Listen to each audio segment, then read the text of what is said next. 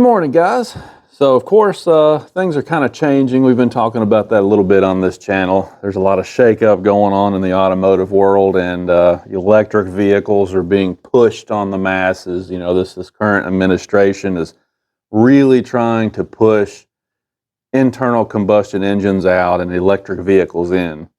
And, you know, everybody's got their own feelings on that, but it is what it is. I mean, they're really trying to push us that direction. So the various departments of transportation around the country, they really have no choice but to start preparing for this. And, you know, there's a lot to think about, particularly when we get into autonomous vehicles, which is a whole other, you know, can of worms. But the electric vehicles and autonomous vehicles, you know, are going to require some new infrastructure, you know, so they're all trying to prepare for this. And the Kentucky Transportation Cabinet has purchased some of the F-150 Lightning pickup trucks, and they're using them mainly for educational purposes about EVs right now. So I don't know exactly how many they have. From what I understand, they've bought 4, maybe 5 of them. And like I said, they're just kind of taking them around the state of Kentucky and showing people the truck and using it to teach people about EVs. It's certainly not an advertisement for Ford Motor Company. It's just that this truck is the one that was available to get. So they got some of these, and yesterday they brought one of them down to the main office in Frankfort, Kentucky, and they were kind of showing it off out back. So I went out there, and it was my first opportunity to really go over the F-150 Lightning. So I just thought that I would show you a little bit about the truck. Now, this particular truck is a Pro model. If you look at the F-150 Lightnings, obviously you can get the nicer trims, you know, the XLTs and so on and so forth. You can go all the way up to the point where you get a lot of really nice bells and whistles. But they have this one model called the Pro, which is sort of the work truck trim. And that's the one that a lot of guys like us would probably be interested in, right? It's the one that's no frills, you got the vinyl seats, and you know, it's just meant to be kind of a work truck. And so it's pretty interesting to check this one out and kind of see what it looks like inside and out, what kind of features you get with it. So I shot a few clips, and I just thought maybe it would be interesting to take a look at it in case you haven't seen one of these. So here you can see the spray-in bed liner, which is obviously a very nice thing to have on a work-level truck. Over on the driver's side wall, you can see your outlets. This is where a lot of the magic happens with these trucks. Although this features on a lot of the F-150s, you can power all kinds of things. The body of the truck looks pretty similar to what we've been used to, of course. If we look in the back row, you see vinyl seating, which is fine for a work truck, and they're actually pretty comfortable. You've got a very rugged rubber floor liner there that covers up the vinyl floor, so this is all going to be easy to clean out. Got plenty of outlets back here for the second row passengers, as well as some air conditioning vents, so that's pretty nice, and some cup holders, of course. Interesting, there's no pockets on the back of these seats, however. No power sliding window, no sliding window of any kind in this particular truck. Again, it's a work truck. We'll take a look up here at the driver's seat.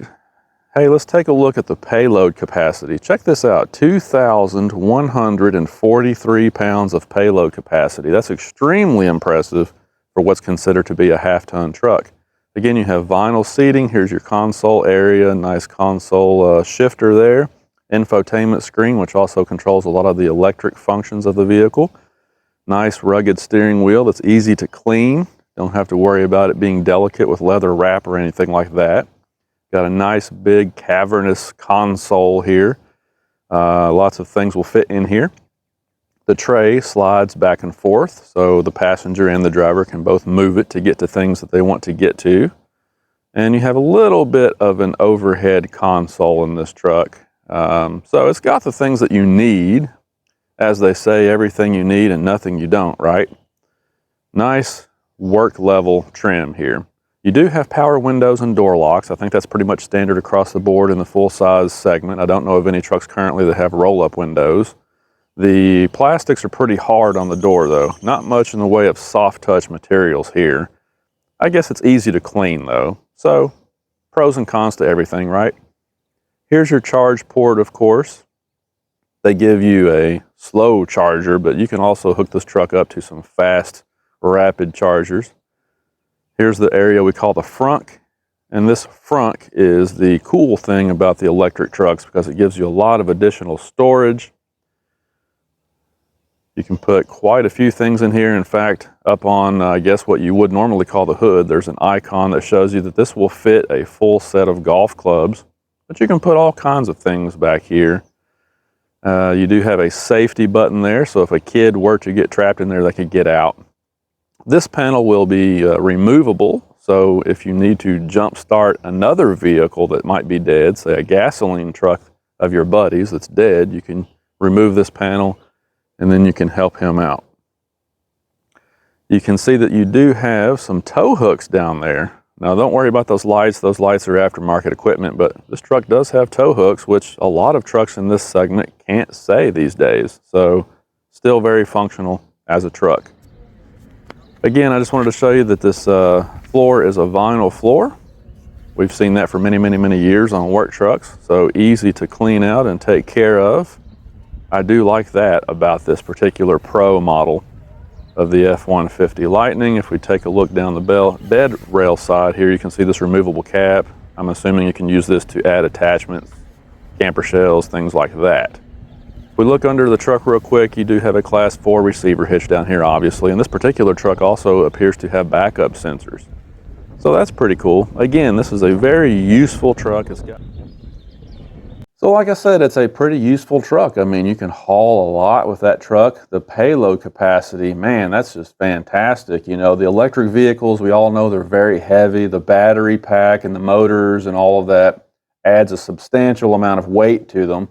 And usually that eats up, you know, when you add weight for options and things like that, it usually eats up your payload capacity, but they've engineered this truck to where it can have a fantastic payload capacity despite its curb weight.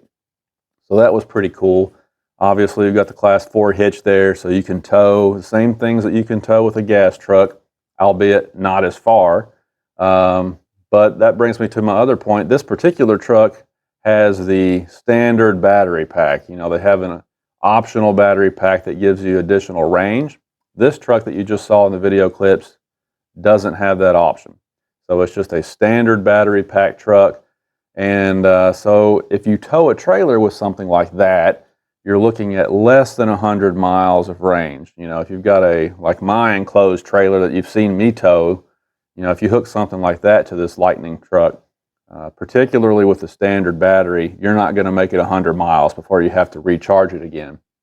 So if you take a trip that's going to be 200 or 300 or 400 miles like we do when we go camping and off-roading, you're going to have to do a lot of planning ahead so that you can know where you're going to stop to recharge, and then where you're going to stop the next time to recharge, and then where you're going to stop. Maybe you want to have lunch on one of those stops to try and save a little bit of time, you know, or whatever the case might be. If you can't find the high-speed chargers along your route, you may have to plan additional hours into your trip, you know. So there's a lot of planning you would have to do to use a truck like that for personal recreational purposes. But a Lightning Pro like this one, if you're just using it around town as a work truck, it's probably going to be pretty nice. I mean, you could always hook it up to a charger overnight. The next morning, 7 a.m., the guys come in, they're ready to work for the day. They can drive all over town all day in that particular truck that you just saw, and it wouldn't be a problem. So again, it's one of those situations where everybody's got a different use case. But I think this F-150 Lightning is pretty neat, and I do think it would be useful in a lot of situations. You know, obviously you're not buying gasoline. And something I thought of yesterday on the way home, you know, this 05 model F-150 Lariat that we've been restoring for my son, who's going to be 16 pretty soon. We've been fighting with that truck. I don't know how long we've been fighting with that truck, trying to get it to run right. It throws check engine lights for this, so you fix this, and then it has a light for that. We put new coil packs in it, new spark plugs, ran fuel system cleaner through there. Now it's throwing a code for being too lean on bank 2, so maybe it's got a bad O2 sensor. Maybe a catalytic converter's clogged up. I don't know yet. We haven't dug into that yet. But it's just always something with that truck, trying to get it to run correctly. And I was thinking, you know, with an electric truck, you would never have that problem, would you? You don't have to worry about all of those moving parts. You know, the spark plugs, the ignition system, the fuel system, all of the stuff that we fought with our whole lives trying to keep an older truck running. That won't be a problem with an electric truck. Now, there's a lot of expense if you have to replace a battery pack. We all know that. But they're pretty simple. You've got a battery pack that sends electricity to a motor, and that's basically it. I mean, there's a little bit more to it than that, but it's nothing like trying to keep one of our current trucks running long term. So, you know, for fleets, this may end up being a pretty good option. I don't know. There's a lot to be said for this truck, but I just thought it was pretty cool. Pretty neat to be able to check one out in person. Like I said, if I was gonna get one, that's the model I would get, is the F-150 Lightning Pro, because I like the fact that it's no frills, it just gets the job done, easy to clean interior and all that kind of stuff.